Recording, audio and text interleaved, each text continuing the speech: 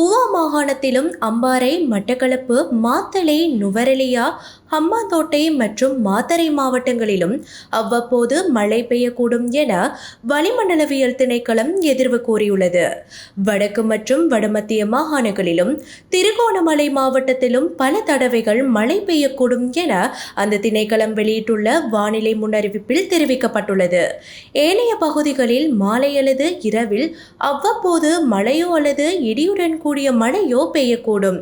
தென் மற்றும் சப்ரகமுவ மாகாணங்களில் சில இடங்களில் 50 மில்லிமீட்டர் அளவில் ஓரளவு பலத்த மழை பெய்யக்கூடும்.